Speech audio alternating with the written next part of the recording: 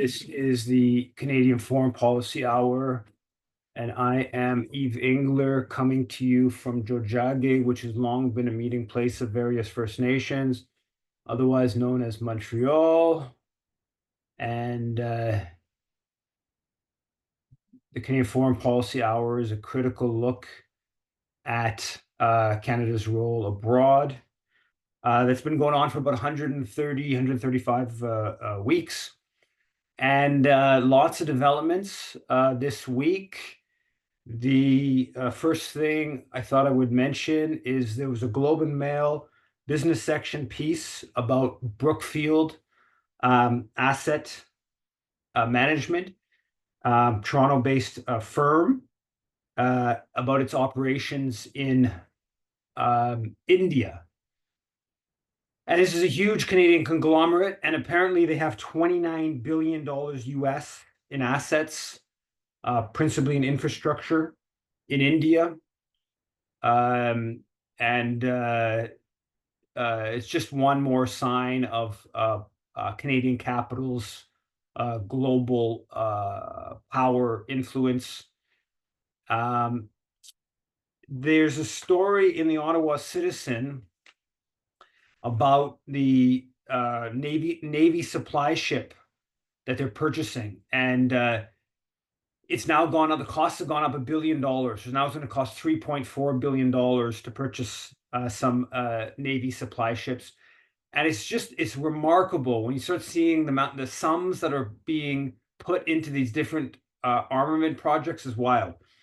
So there's also a story this week about the plan to buy 12 new submarines. They're saying they're going to cost $10 billion a piece. So that would be $120 billion. Okay, so that's already on top of the F-35s, which is, I'm not sure, I forget the exact full cost up front. I think it's 20 some, more than 20 some, about 70 over the life cycle. The surface combatants, which is going to be, right now, I think they're saying about $80 billion up front, 250 to 300 over the life cycle. So this is just an add-on to that. But the Navy's saying that they really want these submarines. So that's the plan. There's a story in the Maple. Canada's largest newspapers frequently quote military experts without disclosing that these experts' organizations are financially supported by arms companies that receive billions of dollars in defense contracts. And the Canadian Global Affairs Institute is the main one they reference, which I've talked about and written about in the past. They get much of their money from defense military contractors. They also, I believe, get some money from the DND, at least to host conferences and stuff like that. And they're quoted, and it's never mentioned. It's sort of just viewed as sort of independent think tank. They're quoted regularly. The head, Perry, is quoted regularly in the press, and almost never is it mentioned that they're funded by the arms industry. And of course, they have an interest in increasing military spending. Today, Justin Trudeau met with Gary Conille, who is the imposed, selected Haitian prime minister in New York. Trudeau also participated in the UN ad hoc committee on Haiti, and the Economic Social and Social Council ad hoc advisory group on Haiti is the proper name. And according to Jemima Pierre, in an interview I listened to, there's plan on, I think it's on September 30th, to actually have a vote for a new UN mission. So it appears that Trudeau is, in part, what he's doing is pushing this new MINUSTAH 0.20, the UN mission that was there for 13 years. And the September 30th is actually kind of symbolic because that, of course, was the date that Aristide was overthrown the first time. That brutal 8-month interruption of a democratic, popular government. And so Trudeau is the Canadian press story about Trudeau's role at the General Assembly, which is taking place right now, is really pushing that Haiti's at the top of his agenda, and pushing for, I guess, a UN mission in the country. The Canadian Dimension has a piece from Owen Schock. Why doesn't Canada want Mexicans to elect their own judges? It's basically making the point, which we've referenced, that the Canadian ambassador came out, criticized this judicial reform in Mexico. Today, the Globe Mail has an editorial saying basically democracy is being sabotaged in Mexico by the people being able to vote for judges, and compares it to Venezuela and Cuba. And basically the point being it will weaken the power of foreign companies. Of course, Canadian companies, big players in Mexico. That's a central point in the Canadian Dimension article. And so Canadian capital, Canadian mining companies specifically, are huge players in Mexico and are threatened by this sort of weakening of the grip of sort of conservative forces in the country. And so the Canadian government has come out very clearly in a violation of Mexican sovereignty in terms of condemning this reform that has, though, moved forward. The Wall Street Journal published a piece, and I don't know if these numbers should be taken seriously, but I think at the macro level, it's an important point. And it was a big front page piece. Toll of dead and injured hovers near 1 million in Ukraine war. So 1 million dead or injured in the Ukraine war. And often you hear these inflated numbers about how many Russians have been killed. I really don't know. I definitely believe NATO and Ukraine are inflating how many Russians have been killed and minimizing how many of their soldiers have been killed. But the big point here that I do agree with is that this is huge amount of destruction, huge number of deaths. What the exact toll is, I don't know, but it is no doubt hundreds and hundreds of thousands of people who have been killed or seriously injured in this war that really didn't need to happen whatsoever. Now, at the General Assembly, some of the reports I'm seeing is that this whole business where Trudeau came out 10 days ago, 2 weeks ago, and pushed for these NATO missiles to be able to be launched deep into Russia, like the Storm Shadows that are actually, they've been given to the Ukrainians, but it's British officers, British personnel that are directing them, because Ukraine doesn't have the guidance systems necessary, is my understanding, to be able to even launch them on their own. And so it's a direct British NATO would be direct British NATO launching long range weapons into Russia that Trudeau's pushing. Apparently, the General Assembly, so Biden held back on this in his meeting with Keir Starmer 10 days ago, 2 weeks ago, and now it appears he might buckle and agree to this escalation during this General Assembly, where this is going to be on the sidelines of the General Assembly, which is going to be being discussed in coming days here. According to the University of Ottawa Prof. Kaczynowski, he has a post on X about the victory plan that Zelensky is apparently going to be presenting to the U.S. This week. And it envisions an invitation for Kyiv to join NATO and a commitment from the U.S. to provide constant supply of modern weapons.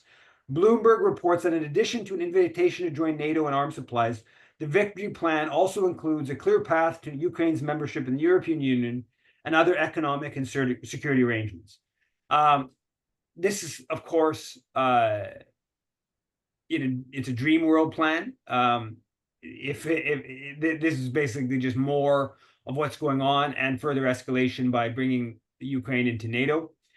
And apparently, in another interview, Zelensky said, if the Americans don't agree to this victory plan, what's this going to mean? And he's basically said this is going to mean many more Ukrainians being killed. So Zelensky's putting a lot of pressure on the Americans to go with this. I don't think Americans aren't going to go with it, of course, because this is a is a very it would just escalate things. But this is what this is still where Zelensky's at, and this is just means more war, more killing, more going on. Russia's steadily gaining territory, and it seems the best thing would be just to come to some sort of pause in fighting. I think that's the best realistic scenario, short, medium term scenario, and then figure out different land questions afterwards. But that doesn't seem to be on the agenda. And there still seems to be lots of interest in escalating things among NATO countries. Brussels, the European Union, has a plan to provide a $40 billion loan package to the Ukrainians. Huge amount of money they're going to put into repairing the electricity system that Russia's destroyed in recent months. And so it goes. So it continues. It's not. It continues to escalate slowly. It continues more destruction on, principally Ukrainians, of course, also for Russians, and obviously the world, Ukrainians first of all, Russians secondarily.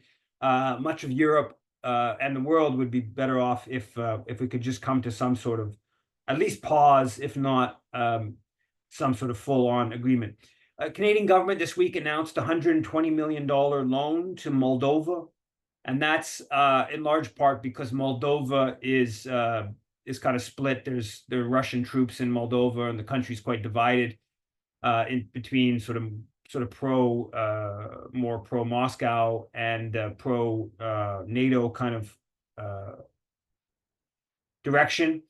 And so Canadian aid is designed to sort of bolster the pro-NATO elements within Moldova, and it goes back to this is always what Canadian aid's been about, right? The principal aim of Canadian aid, as we see in Ukraine recently, very obviously, huge amount of aid going in for geostrategic reasons, right? That's what Canadian aid began as with the Colombo Plan in 1950. It was about decolonizing the world and keeping India, ensuring that India didn't go in a radical decolonization direction. And that was the point of Canadian aid really at the start.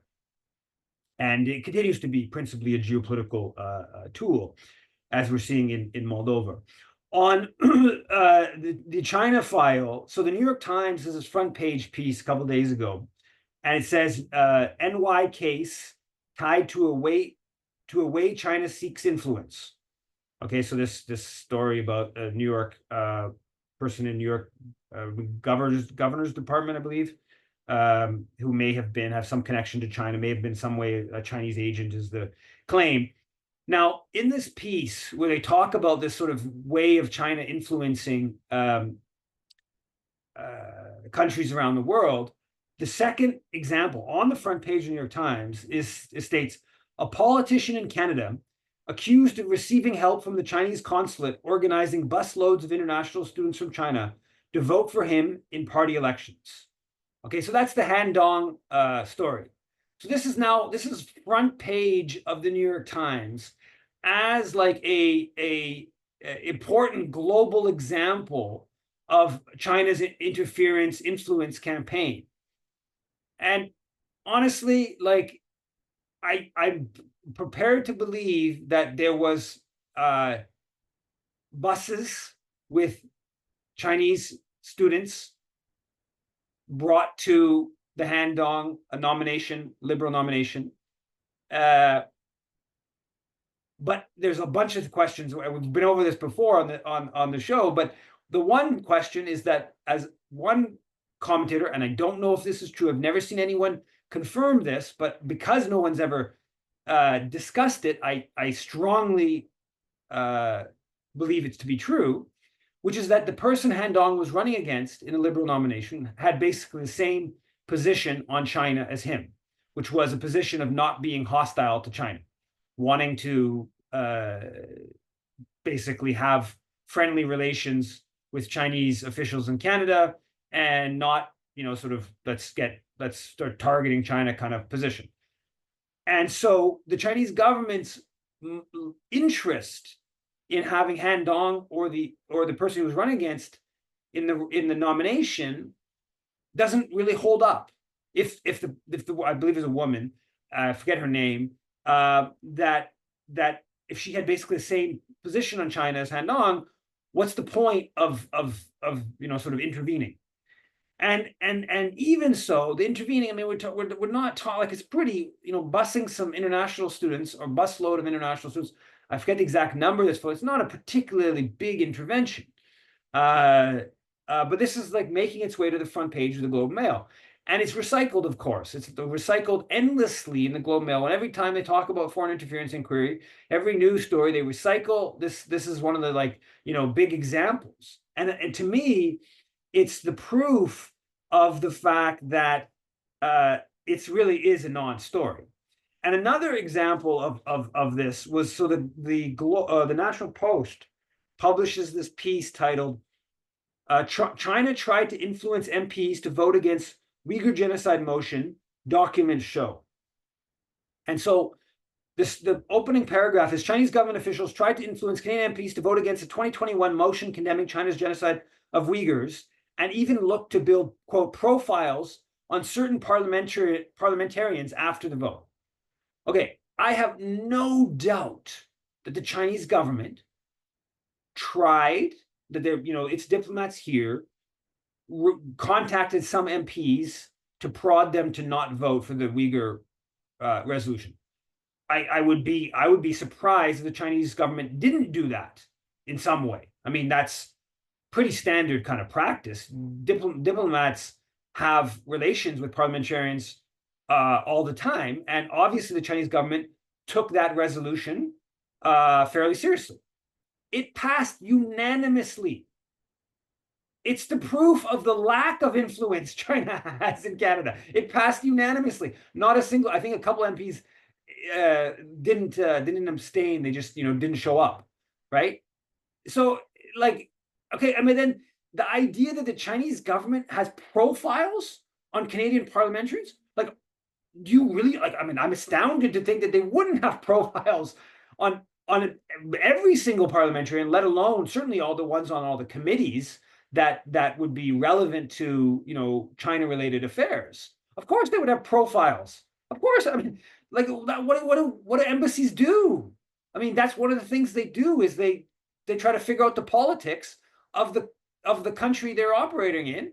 And I mean, you don't think the U.S. Embassy has profiles on all Canadian MPs? I mean, that was the thing when Chrystia Freeland got appointed as foreign minister. They sent a cable, the U.S. Embassy, to State Department saying Canada's now adopted a, quote, America First foreign policy because of how many close ties Chrystia Freeland had with the U.S., but also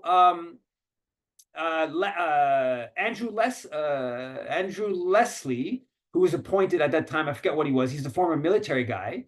How many contacts he had with U.S. military people. That was in the cable that was sent, that got released. I don't remember, access information or somewhat that got released. So yeah, I mean, profiles. I mean, God, like, yes, I definitely believe they have profiles. But this is like proof of the fact that the lack of influence China has when it's a unanimous vote, when they try to again, I believe they reached out to MPs to vote against the Uyghur resolution. The Globe Mail published a piece, Top Secret CSIS document flagged TikTok as potential tool for Chinese government Foreign. I think I've cut off the rest of the headline. Anyways, but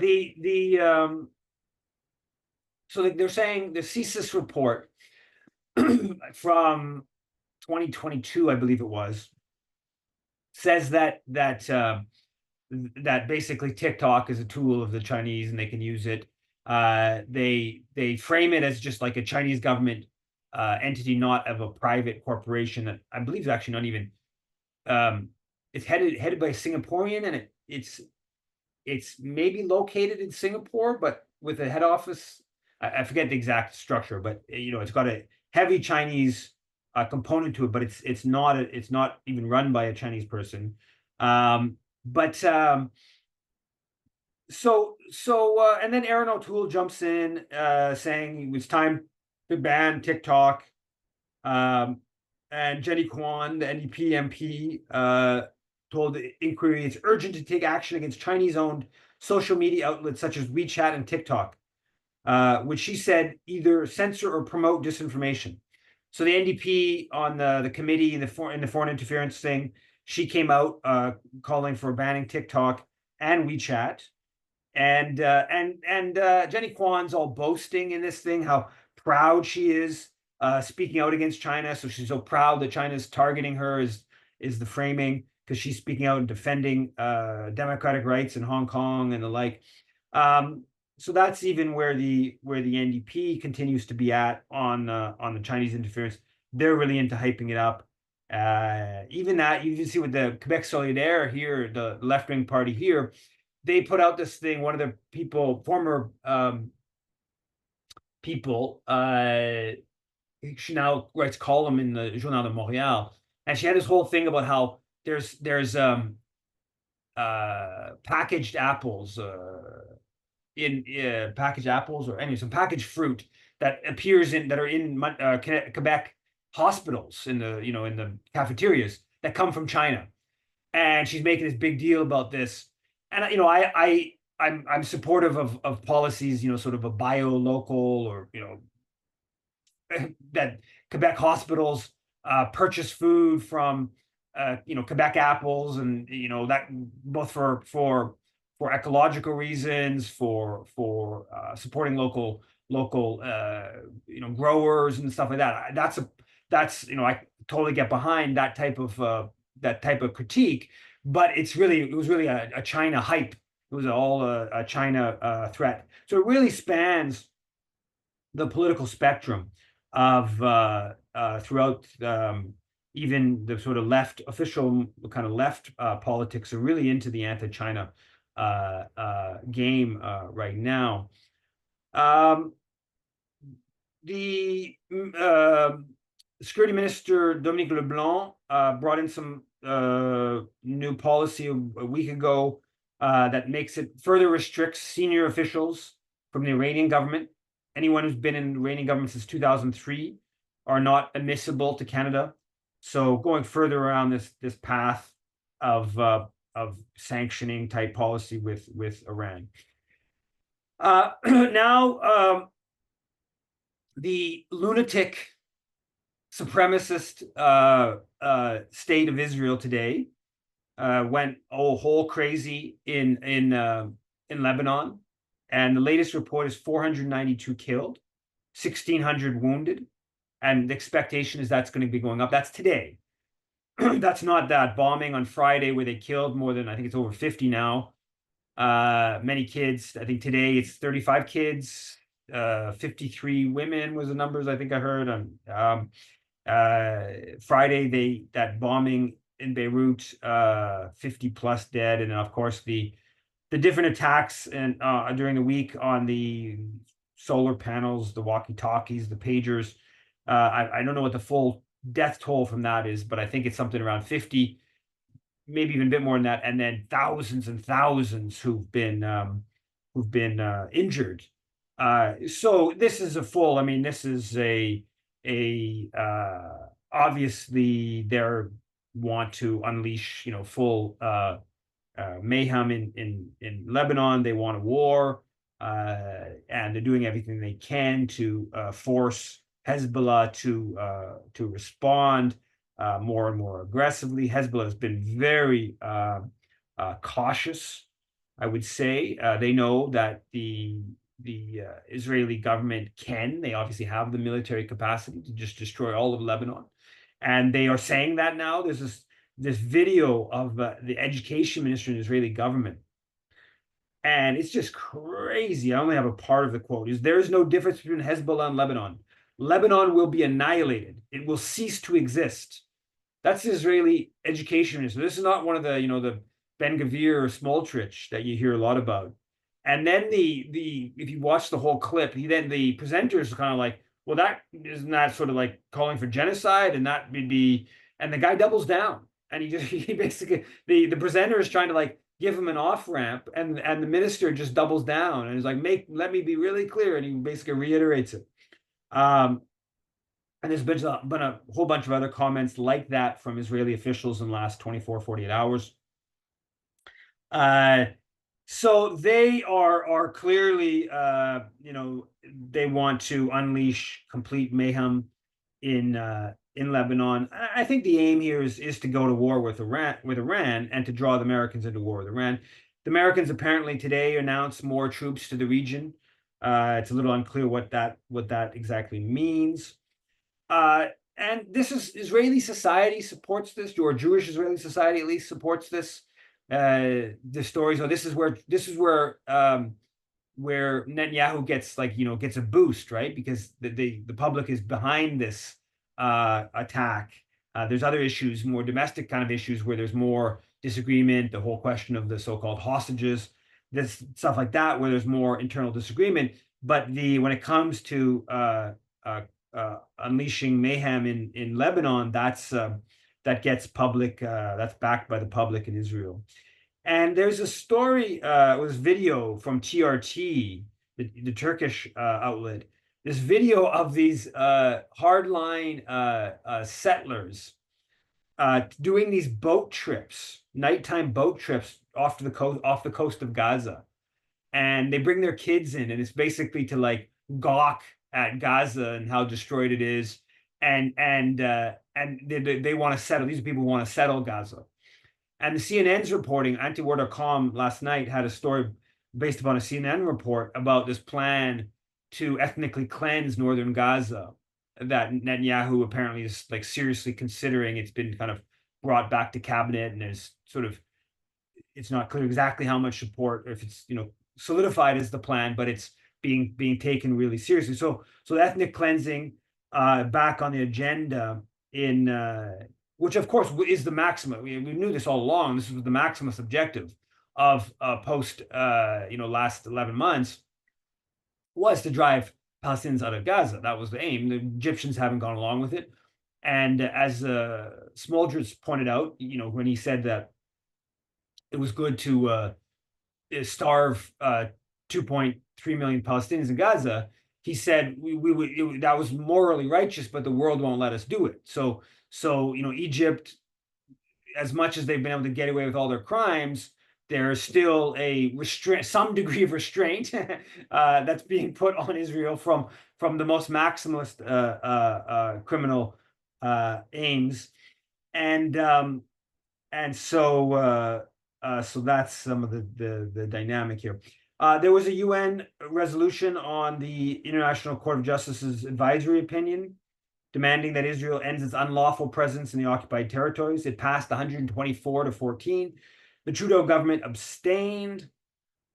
This week, Canada imposed additional sanctions in response to Hamas's terrorist attacks against Israel. So they sanctioned some more Hamas officials, apparently responsible for October 7th, because that's they brought in some sanctions against 4 Israelis, but it's 11 months later, with all Israel's done, Hamas has been sanctioned in every different way. It's all just sort of theater to echo Canada's support for what Israel's doing.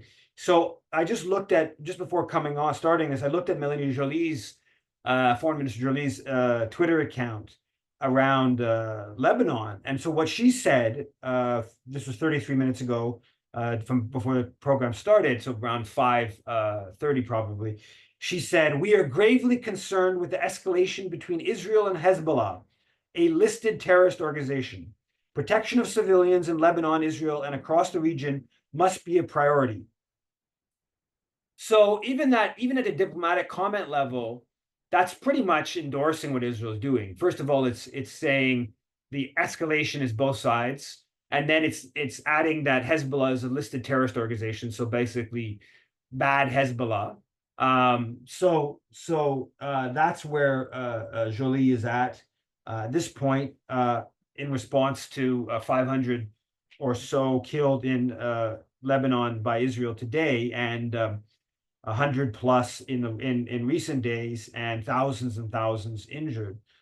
So the Canadian government is really continuing with its diplomatic endorsement, let alone the other forms of support for Israel's crimes. There was a good piece, I think it was in the Breach. Student camps for Gaza face negative bias in the Globe and Mail, study shows.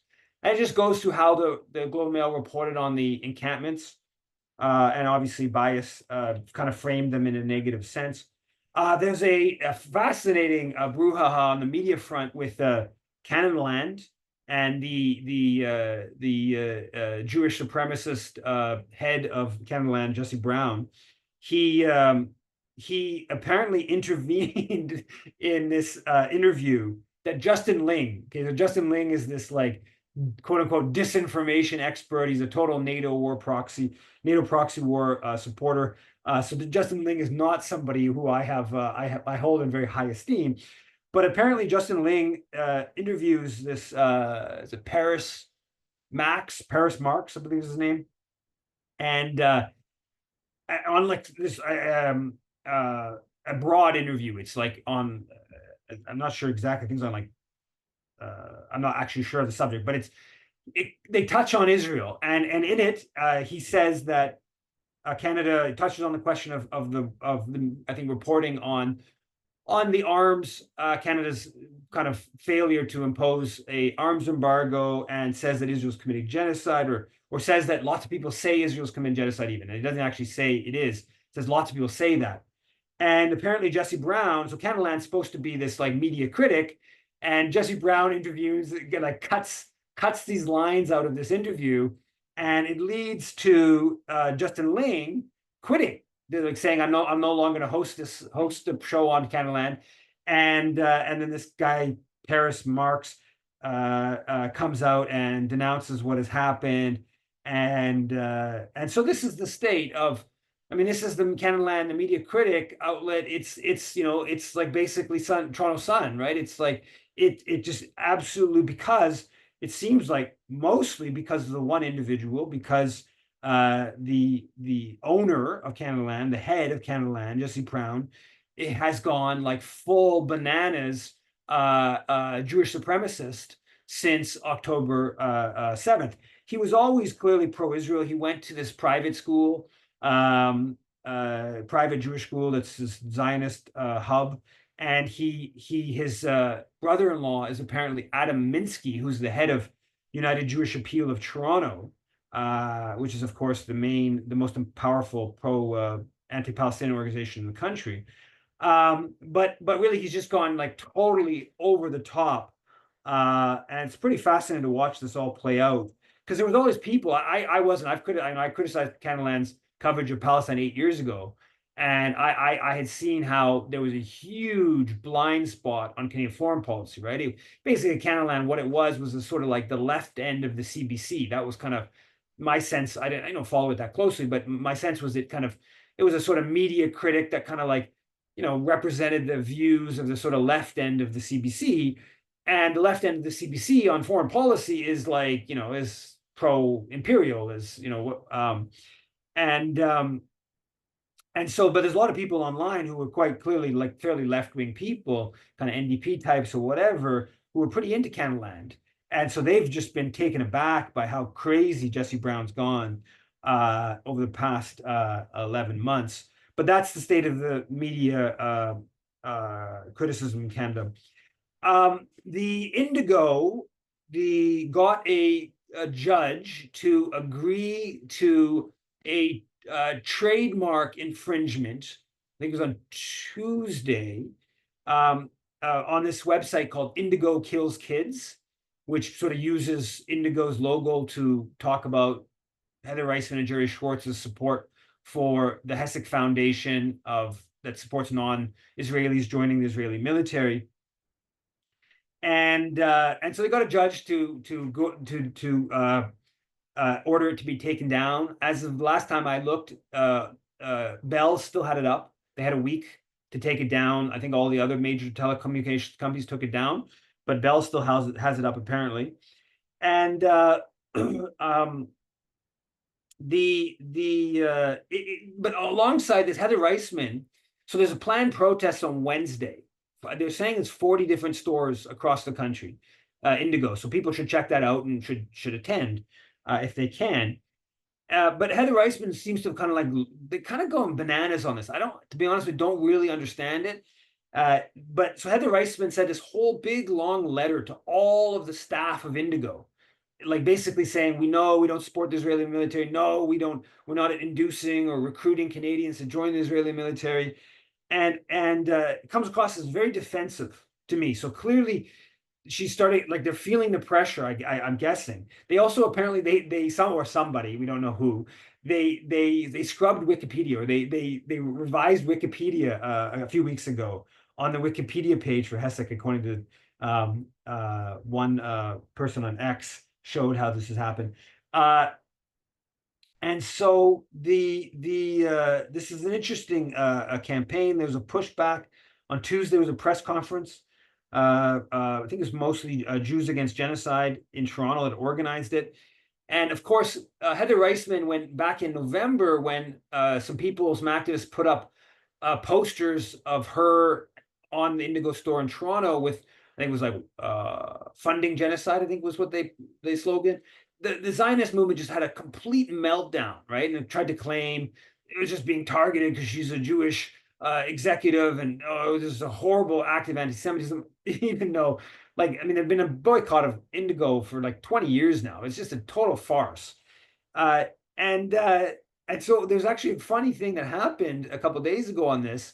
So CIJA puts out this statement to its email list where they say that they say that Heather Reisman and Jerry Schwartz are they're calling for a boycott while there's the protest on September 25th. They're calling on Israel supporters to buy from Indigo on September 25th.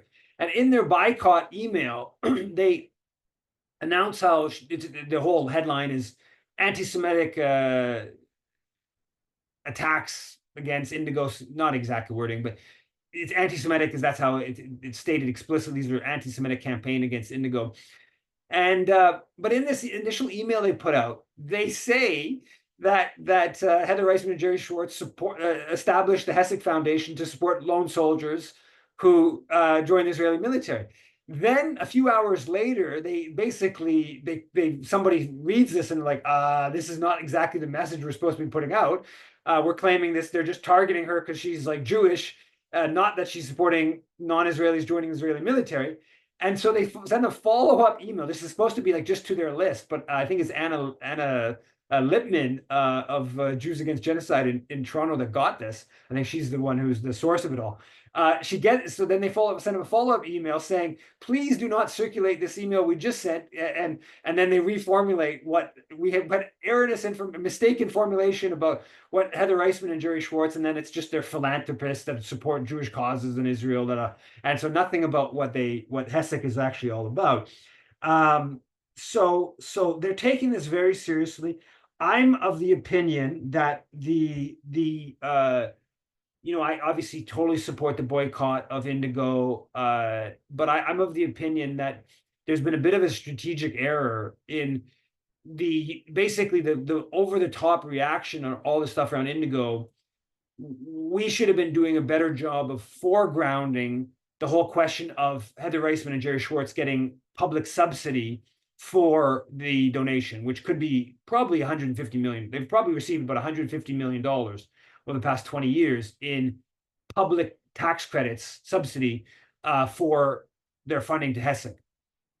And that hasn't really been it's starting to seep in a bit more and more into the discussion, but that hasn't been foregrounded in the response to the Zionist meltdown going back 7-8 months on this question. And that's, I think, a mistake, because I think that's the far and away the biggest scandal. And there's a lot of scandal. I mean, just the idea that rich people could be getting as much as 90%, let alone anything to do with Israel or supporting Israeli military. The idea rich people could be getting 90% of their donations covered by the provincial, federal and provincial credits is astounding, just from a standpoint of like equity. That's a whole question that just needs to be explored. But then on top of that, that they're supporting the Israeli military. Then on top of that, that this clearly violates CRA rules. So that's the scandal. We should do everything we can to focus the attention on that element of this issue. So SPHR at McGill got banned. The McGill administration, they've been trying to get an SPHR McGill banned, and the student union was not going along with it. And B'nai B'rith's been launching campaign, SPHR Solidarity for Palestinian Human Rights, and which my understanding is mostly actually Palestinian. So it's people who have family that have been killed and whatnot, Palestinian students. And the administration went to the next step where they threatened the student union's entire funding arrangement. A couple $1 million a year. It's a huge, elaborate arrangement about the Student Society for McGill University being allowed to use the name McGill, because that's, of course, McGill has control of that, and they threatened the whole thing based upon forcing them to ban the student group SPHR. So they were able to get them banned. I mean, I don't know that it means that much. I mean, they can just sort of reformulate as sort of individuals that don't come under the banner of SPHR. I'm sure they get, probably student union gave them $5,000 or a handful, a few $1,000 a year, and like in cash to organize events like they do most clubs. But it's probably not that much. It's probably not that significant financially, though important. But it's just totally symbolically wild that the B'nai B'rith has that much leverage, and the administration is willing to go to such crazy lengths to snuff out Palestine anti-genocide activism. Now, there was a huge, remarkable kerfuffle that's still blowing up, and that these right-wing forces just seem so excited and emboldened by that. It's remarkable to see around this the Grassy Narrows river run, I believe it's called, which it might be a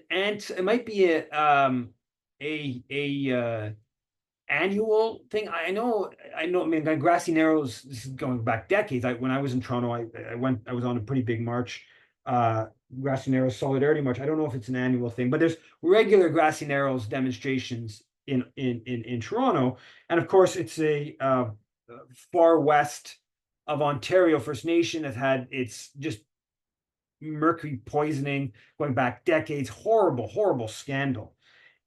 Anyway, so there's this demonstration, which my understanding was like thousands of people. It's quite a big demonstration, and there was a student field trip where students got the parents all got the letters saying, do you consent to having your kid come to this protest? I don't know, some question about observing it versus participating. I don't know exactly what that means. Like, anyone who's been to a rally, like, when you're standing around, if it's a rally, or you're observing, are you participating? I don't know. Anyways, so I don't know. And I guess if you were going to observe the march, you'd be like walking on the sidewalk while everyone's in the street. But everyone who's been to a demonstration knows lots of people at demonstrations are also walking on the sidewalk oftentimes. I don't know. Anyway, so whatever, this business about observing versus participating, I don't know why that would matter much anyways. But so students are asked to wear blue shirts because of like water, and I guess it's supposed to be like most or all participants in the demonstration are supposed to wear blue shirts to sort of the color of water and to sort of like solidarity. It's kind of like the settlers or the white people or the non-indigenous people are supposed to be wearing these blue shirts, is kind of how it's framed. And and they just completely go, the Toronto Sun kind of, and Jesse Brown try to frame it as it's like Jewish students were like forced to wear, like grade eight or young Jewish students who went to this thing were forced to wear this blue shirt, but in fact everyone was asked to wear the blue shirt. And basically what happened was there was some pro-Palestinian chants, so that the demonstration didn't just stay narrow on grassy uh, uh, Grassy Narrows. It goes like, more maximalist, anti-colonial kind of, which, I mean, it would have surprised me if it didn't, but I guess anyway. So it goes a bit more broader, and obviously there's lots of people with keffiyehs, and people who go to Grassy Narrows demonstration would tend to be against genocide and the Holocaust in Gaza and whatnot, and so they just go completely bananas. And all these right wingers online, or like the Toronto District School Board has already apologized. This horrible incident, how some Jewish student was subjected to the most traumatic thing the world's ever seen.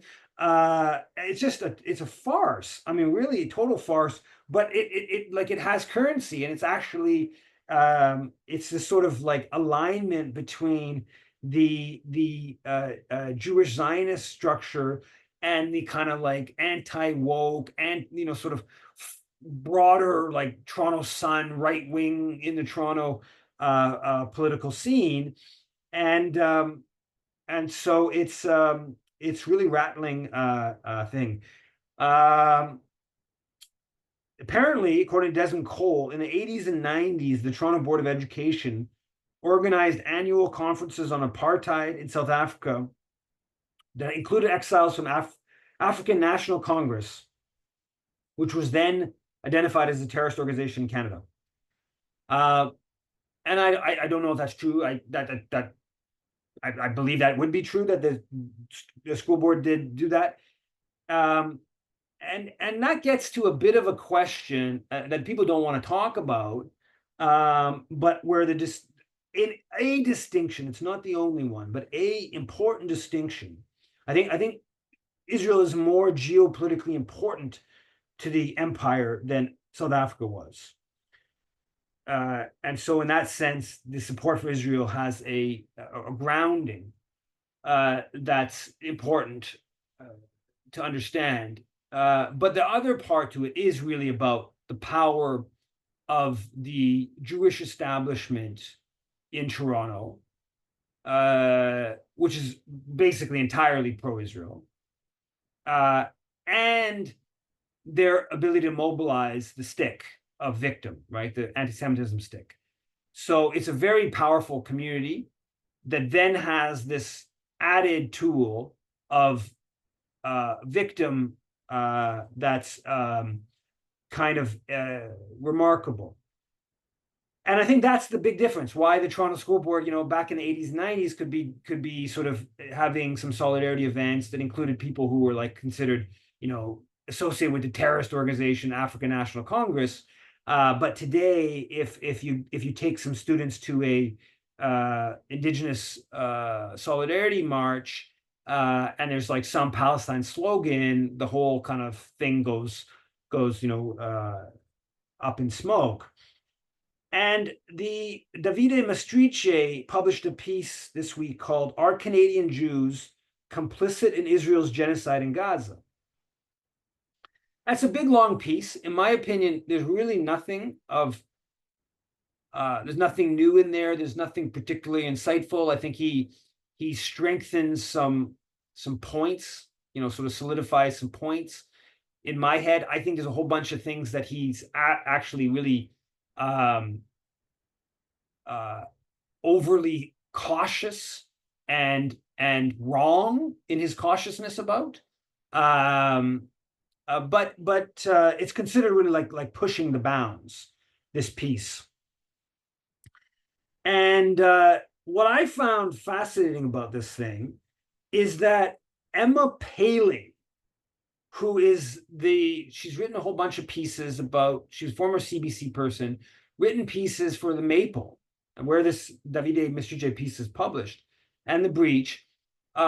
She was associate editor of The Breach. I don't know what, I think something may have happened there because I don't think she's there with Breach anymore. I'm not really sure what's going on there. She basically calls this piece that Davide published anti-Semitic, calls it racist, anti-Semitic, and on X. And I'm like, it's astounding.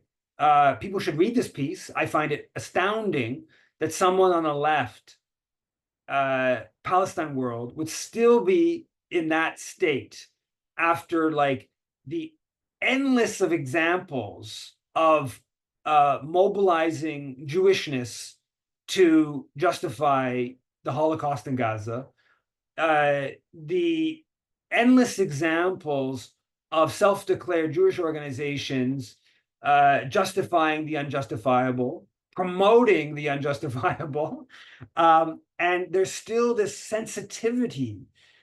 I don't think sensitivity is not even right. I mean, sensitivity is part of it. The word that I think is the essentially important word. It's exculpate or exculpate, right? Exculpatory evidence. Basically, there's still a really big desire among Palestine, even people sympathetic, to basically try not to blame Jewish organizations for what they are obviously contributing to, right? There's this desire to just try to like, it's, and I totally believe that to understand Canadian support for Israel, for instance, as just, pro-Israel Jewish lobbying is erroneous. That is not factually correct.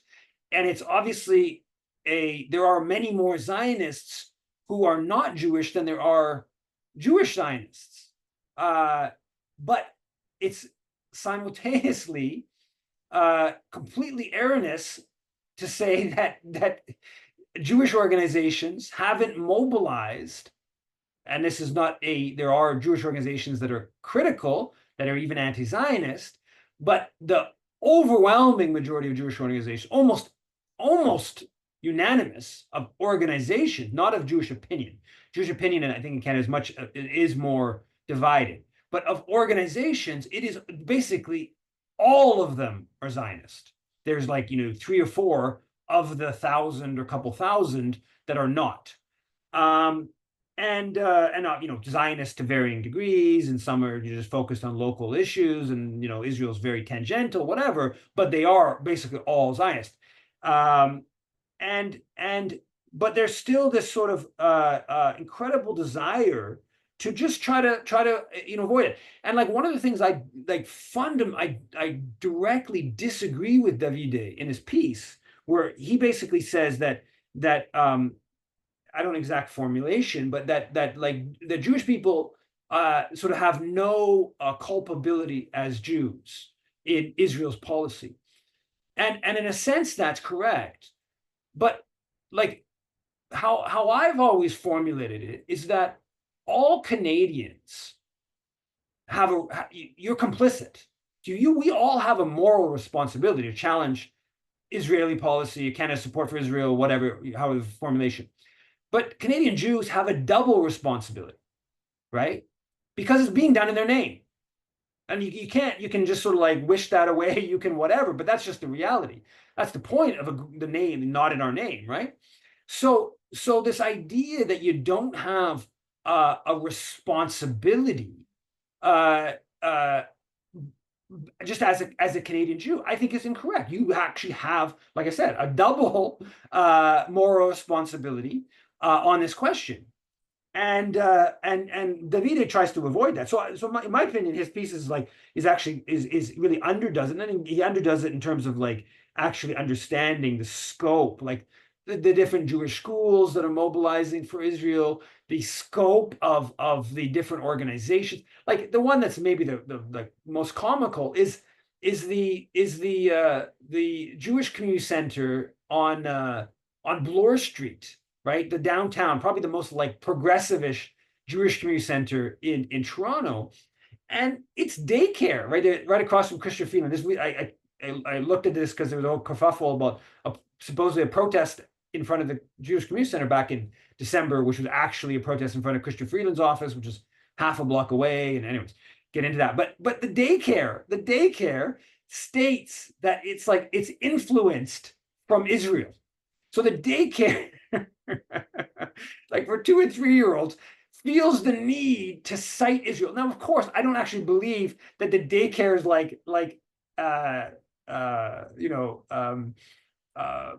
the daycare operations are influenced from Israel at all. I mean, it's daycare workers who've been through whatever program at whatever college or university, whatever. But they feel the need to market it that way. That's how Zionistic even the most like left wing of these Jewish community centers are, because so much of what Judaism has become is Israel. Let's call it what it is. That's so much of what people, Jewish people in Canada identify with as their Judaism is, promoting Israel. And that's being done because all kinds of different interventions. So anyways, it's fascinating to see still the lack of challenge in that. Now I've gone on way too long. I want a couple of things on that, on the exculpating Jewish organization. So CIJA applauds the terrorist attack in Lebanon, right? They make a joke about it. They come out paging those following the news. Friendly reminder, the only ones vulnerable are those carrying Hezbollah's equipment and technology used to coordinate and plan terror attacks. If you're not a Hezbollah terrorist, you are safe, which of course is not true. Little girls got their faces blown up, right? All kinds of people shopping got seriously injured. These pager attack, and let alone the other ones, which were even more indiscriminate, but the initial pager one had huge impacts on many people. And CIJA's joking about it and applauding it. I'm going to skip through a few things. I want to just mention quickly the LAIUNA. The Assemblée Nationale, the Quebec National Assembly, unanimously called for the anti-Islamophobia envoy Amir al-Jawabi to be turfed, to be fired. I talked about this issue last week. That's pretty remarkable. I guess maybe I will skip the LAIUNA stuff. A couple of union issues that I wanted to mention. The LAIUNA Victoria Mancinelli is going to be honored at Friends of Simon Wiesenthal Spirit of Hope. There's this lawsuit against the Vancouver Police Department. It's kind of interesting around their anti-Palestinian activities.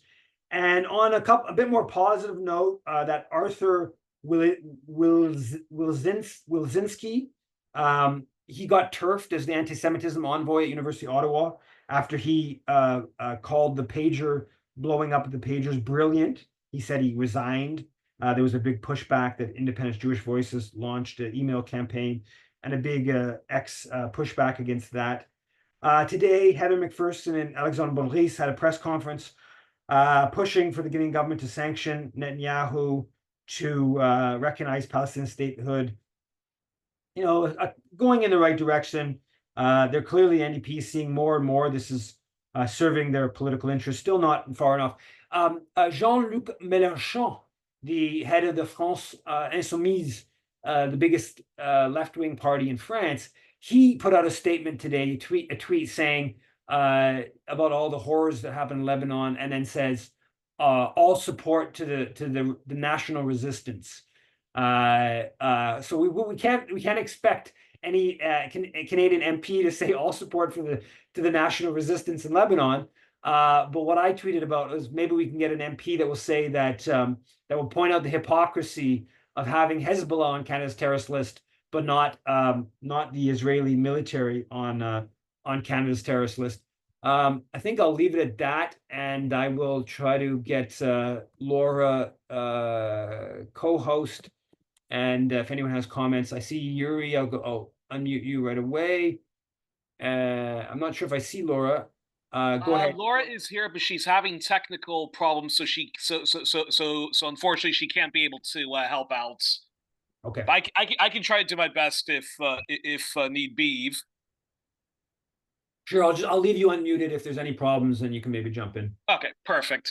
Well, I have a theory as to why though why it seems as if back during the time of apartheid in South Africa, why it seems like it was much more easy to mobilize folks as opposed to getting universities and whatnot to unanimously engage in BDS with Israel. And this is my personal theory, which I'm curious your thoughts on, which is the following: a place like South Africa, where you have a majority black population, indigenous African population, which is being oppressed by a tiny white minority. I think, on the face of that, I think it's very easy for many people to say that this is ridiculous, and a settler colonial state on steroids like South Africa should be, you know, should no longer be in existence and whatnot. And I think it also helped that the U.S. had the civil rights movement and figures like Martin Luther King Jr. to there's a very strong electorate in the West to kind of mobilize and show people that apartheid in a place like South Africa is simply unacceptable. I think when it comes to Palestine, though, it. I think the reason why that has why it seems like you have to move heaven and earth to get any form of BDS on Israel, I think just has to do with the fact that of course, there's the kind of there's that Holocaust card that Zionists use, but also because Israel the Israeli, the set, because Jewish Israelis make up a majority, and now the Palestinians are a minority, sort of in their own country, just like Native Americans and other similar indigenous group. It's just very, very hard to get people to mobilize to, be against that form of apartheid. I'm curious what you think about that. Even though there's a large Palestinian diaspora and there's lots of people from various Middle Eastern backgrounds, Muslim backgrounds, and whatnot to mobilize against what Israel is doing. Yeah, I mean, I think there's one, like, there's distinctions between what the system of apartheid in South Africa. The system of apartheid in South Africa was heavily oriented towards exploitation of labor, right? Like the aim wasn't to drive out the indigenous Africans, it was to exploit the indigenous Africans. And so that makes a lot more sense from a labor union. Like, if you look at Canadian unions getting involved in like solidarity with South Africa, much more, it's picked up a lot in the last 10 months, but it was much more deeply kind of, it was much more significant with South Africa. And I think the lens of like that black workers were being, hyper exploited, and it was, the pay scale was, I don't know numbers, but like was way off of, right. So that fit their lens. Whereas conversely with Israel, it's the opposite, where they were close to the Hizdutrut, the labor federation, for decades and decades, and Israel was viewed as this like beacon of labor. So there's an element of it that's like kind of the different form of colonialism, and there's an element of it that is Israel is more important. It's a more geostrategically important part of the world, right? South Africa had played a geostrategic role in controlling Southern Africa and stuff like that. But that's not as important as controlling the oil of the Middle East, right? And dividing Arab nationalism, and that's what is. Israel has a massive self-interest in keeping Arabs divided. That's abundantly clear.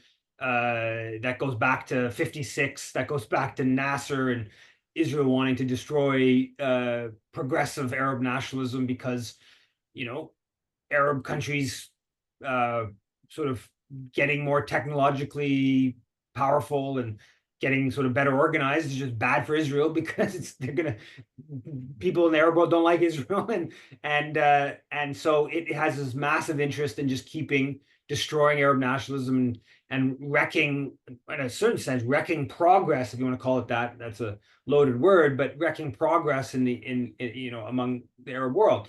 And the US empire likes that. So that's the geopolitical. But then I think on top of that, you do have this weird biblical element. I think there's the anti-Muslim element. Yeah, yeah. And that also is a factor in shaping perceptions and stuff. And then you have the Jewish community is powerful, right? They're very well organized, and there's lots of prominent Canadian capitalists who are Jewish Zionists. There's almost, as far as I can tell, there's almost no one at the top echelons of the Jewish community who are anti-Zionist. There's of course hundreds, if not thousands, of I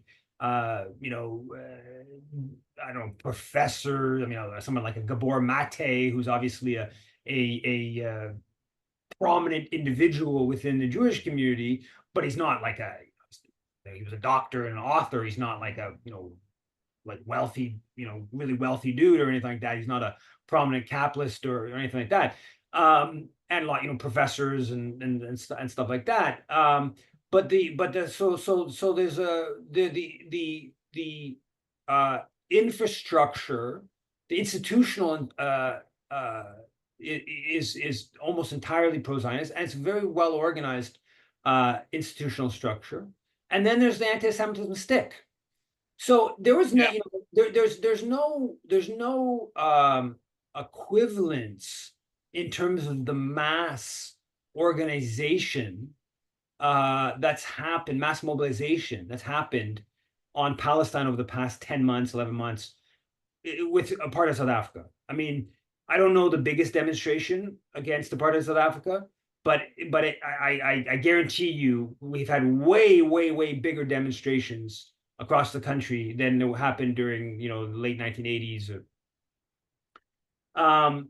But institutionally, the amount of institutional influence that we have, meaning those opposing genocide and the Holocaust in Gaza, or we'll just call it pro-Palestinian, whatever you want to call that exactly, we are way weaker than the anti-apartheid movement was, right? There were labor, like there's some labor unions that back us, but they're not putting money, right? Like they were putting money into like things, initiatives that were pretty close to the ANC, right? Unions putting like fairly significant sums of cash into it. And now when there's like a donation to like UNRWA, when the PSAC, the Public Service Alliance in Canada, gives it I don't know, 50,000, 100,000, the unions give those size of donations, and national unions like quite regular to all kinds of different issues. When they give like that kind of money to UNRWA, let alone like, I don't know, some organization connected to the PFLP or something like that, it's a huge kerfuffle, and they make a big, how all our Jewish members of the union are feel oppressed and blah, like, right? It's like this is really a different dynamic, and so there's a whole bunch of different factors at play here, but that is an important factor, and yeah. But that's because I don't see anybody else raising their hands. So let me then ask this. I'm still quite stunned that I'm like you. I'm still quite stunned that at this point in time we still have the oversensitivity of non-existent anti-Semitism, and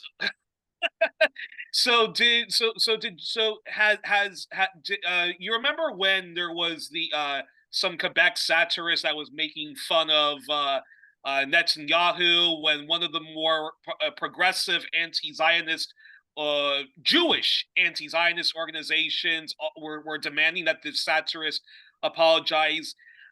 Now, when you demanded that actually they apologize for this nonsense because they've only just empowered the Israel lobby and whatnot, have they retracted that? And I'll No. just say that at this point in time, if there still are supposedly lefty journalists that are still engaging in this oversensitivity, then I don't know, find another job. Yeah, Don't no, be involved in people power movements, and just I think I want to stress this point here. Emma Paling writes for the Maple. So she said that the column from her editor, Davide Mestrice, presumably her boss, in a sense, the person who yeses or knows whether her piece is published. I don't know that, but that's my presumption. She publicly stated that his column was racist and anti-Semitic.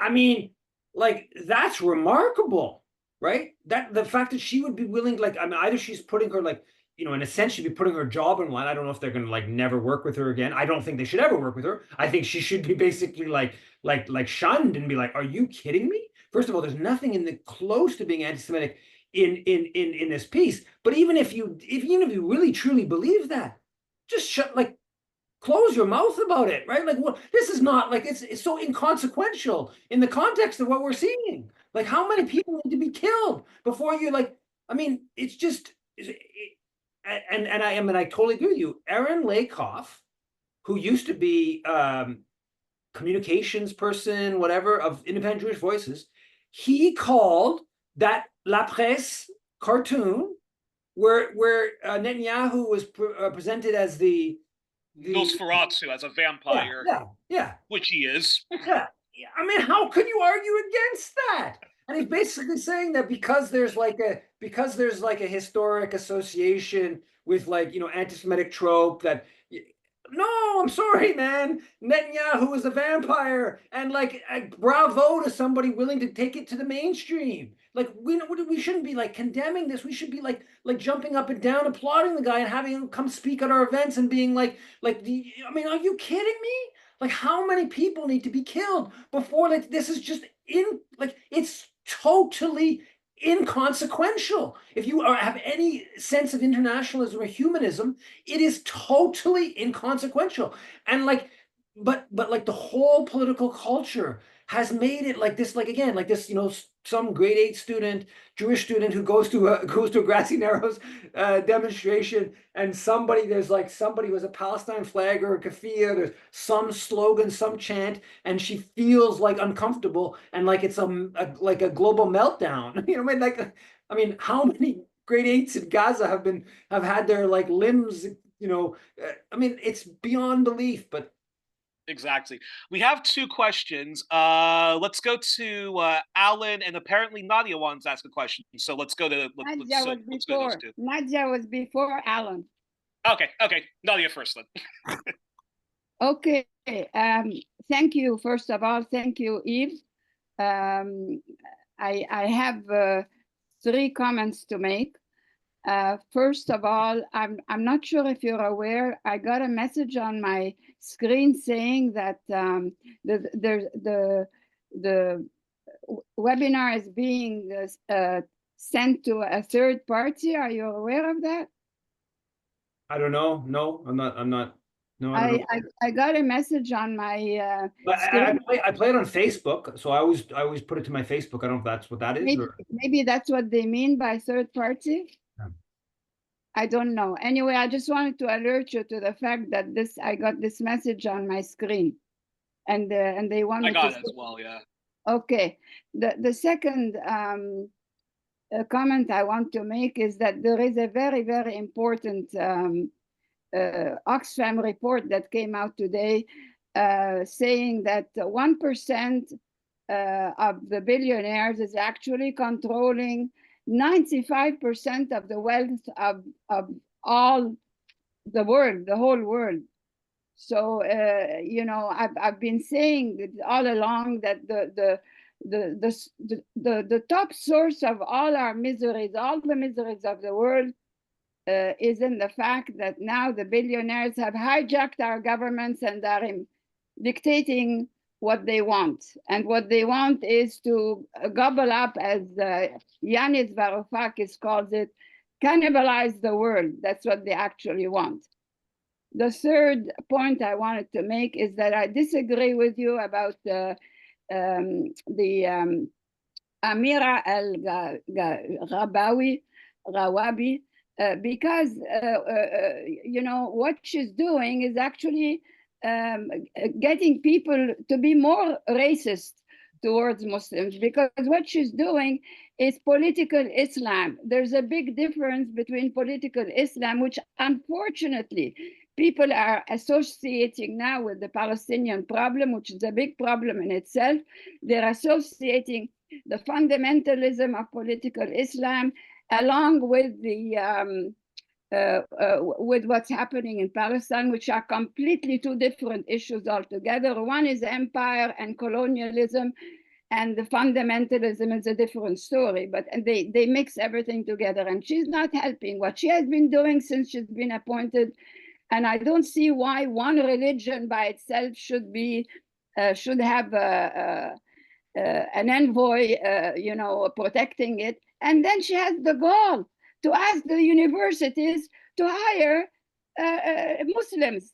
I mean, have we become a theocracy all of a sudden? A theocracy instead of a secular society? This is outrageous. And this is also, there's a problem here with the left that is siding with political Islam. Political Islam has nothing to do with Islam itself or with Muslims.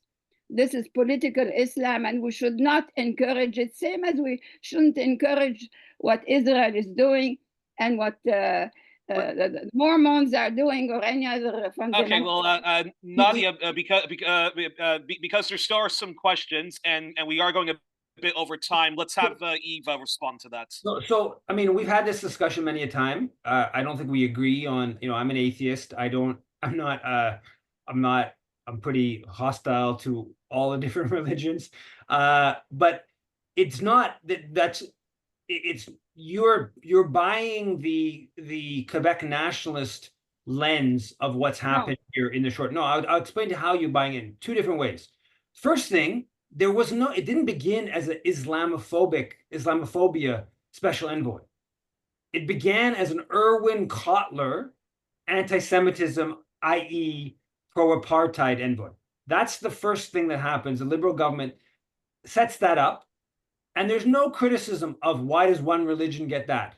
Okay, now at some point, I don't know the exact trajectory here, but basically starts becoming some lobbying, I think, from like the National Council of Canadian Muslims and other groups like that. They're saying, well, why is there this anti-Semitism envoy that you know, quite honestly, is quite anti-Muslim, certainly very anti-Palestinian and anti-Arab and de facto anti-Muslim, though, you know, in different form. And then, you know, we want somebody defend us, because clearly there's a lot more Islamophobia out there than there is anti-Semitism. Now, there certainly is institutional Islamophobia, not institutional anti-Semitism, but there are outbreaks of anti-Semitism, hate crimes that happen sometimes. Sure. Yeah, sure, for sure. But by any, if you look at, you know, the position of like Muslim Canadians being excluded and overrepresented by police, whatever, and you go on to look at all the statistics on this and contrast it to the Jewish community, you'll find there's more, with maybe the exception, I don't even think that's true, because there's way more killings of Muslims than there have been any killings of, you know, hate crimes against Jews. There's supposed to be more hate crimes against Jews. We can debate exactly how, you know, whatever, right? So that's the trip. Now, in the current phase of the kerfuffle around what she did, her intervention is not about, like, it's not a Muslim intervention. Her intervention to the universities was a Palestinian intervention. And it wasn't even a Palestinian intervention. It was a defensive intervention to Anthony Housefather, who's on this campaign and going after the universities for months and months and months, and he was leading up a whole big campaign with the new semester starting. And so basically the working with, of course, with Deborah Lyons, the other or second anti-Semitism envoy for the Liberal government, to intimidate universities to clamp down on Palestine solidarity activism. And so what she did was to intervene to try to push back against that and basically say that Palestinian students, Arab students, and Muslim students. Now she's in a box here, but she's not the Palestinian right. She's supposed to be the Muslim, so she has to, frame her intervention more from that angle, even though the intervention was really a Palestinian intervention. And so this gets, if you look at it, so her letter goes out August 30th to the universities. And it plays out online. I haven't read the full statement, but I read like bits of it. It's being like applauded by all kinds of people, like Avi Lewis. I mean, he's tweeting about great statements being circulated all around like Palestine solidarity world. And then about 10 days later, a week later, somebody in like Quebec nationalist circles gets a hold of the statement and now reframes the whole thing as being about, or they're trying to force hiring of Muslim educators and university professors. And now, like, I don't like go read the full statement. I haven't read the full statement, so I don't know exactly. But that my understanding of that's just a piece of her broader pushback against. And I personally have if you want to say there's a problem with Islamophobia at universities, and one way to overcome that is to have some prioritization of hiring an represented group, which clearly Muslim educators would be at universities. That's not.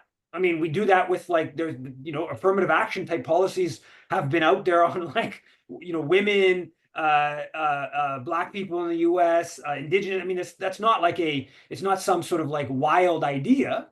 And so, but Quebec nationalists have gotten so into like let's slam the Muslims that they basically deny the Palestine element of the whole thing to the point where Quebec Solidaire, which will say they believe in BDS, but then they all endorse attacking the envoy who was just pushing back against the clearly anti-Palestinian ethos of university administrators. And quite honestly, it's appalling. It's appalling that anybody who would call themselves pro-Palestinian would join this clearly anti-Palestinian act that the National Assembly unanimously just did. So no, yeah, it's totally outrageous. And it's not on her side it's outrageous. It's on the Quebec side that it's outrageous.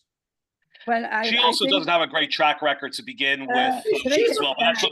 She's a liberal Zionist. She was working with Bernie Farber. I wrote story, but I'm not a support. Criticizing a religion is not either anti-Semitism or Islamophobia or any nonsense like that. We have the right to criticize any religion. But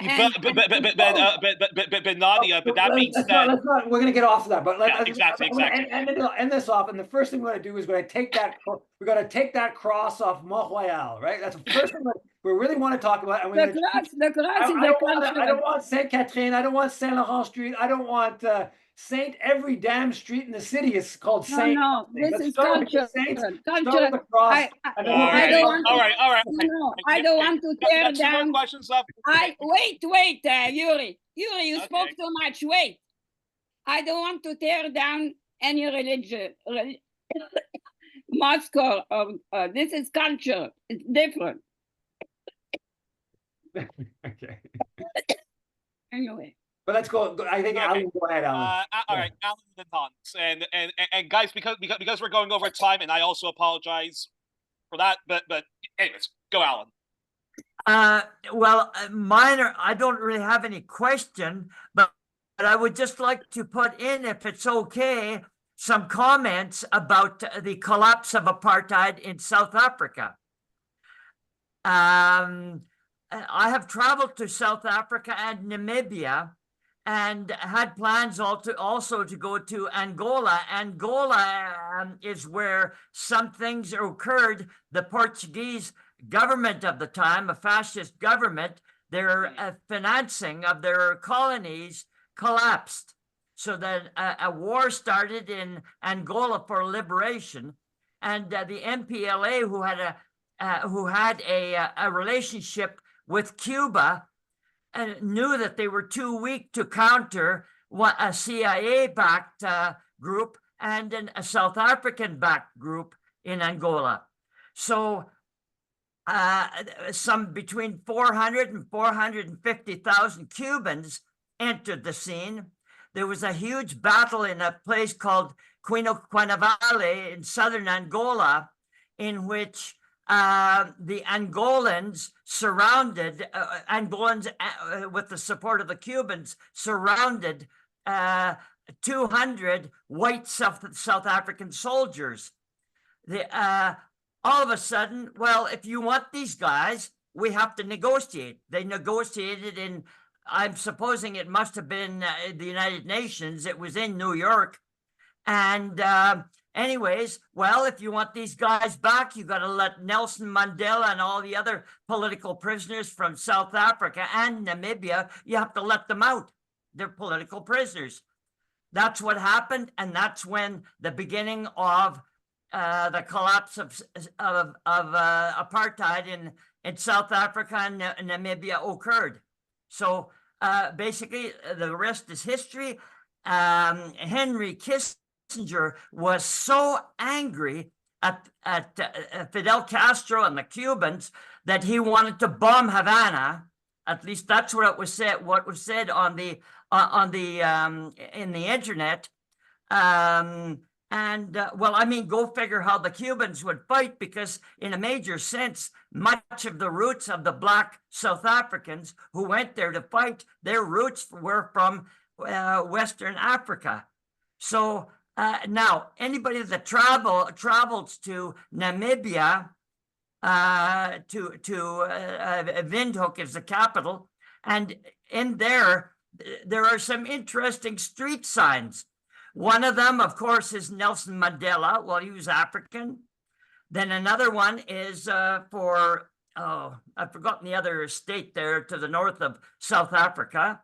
And then to somebody that wasn't even African. Go figure who that might have been. It was Fidel Castro Street. Well, was that ever something to see?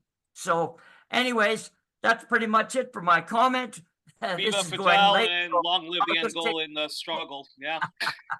And if you ever get to South Africa, get to see the huge, beautiful bronze statue to Nelson Mandela, about 200 meters out front of the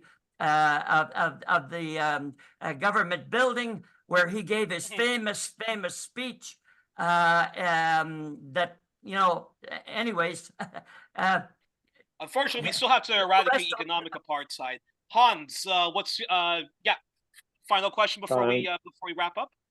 Okay, just a reminder that in response to this major escalation by Israel, there will be a PYM sponsored demonstration tomorrow at Bay and Front at 6 p.m. I consider that an all-out call. Let's get as many people as possible out to this. Yeah, talking is fine, but sometimes you have to get off your ass and do something. Thank you. I agree. Agreed. Oh, and Eve, just before we end, also, again, condolences for your uncle, and solidarity forever, and may his revolutionary spirits continue to live on in all of us. Thanks everyone. Bye.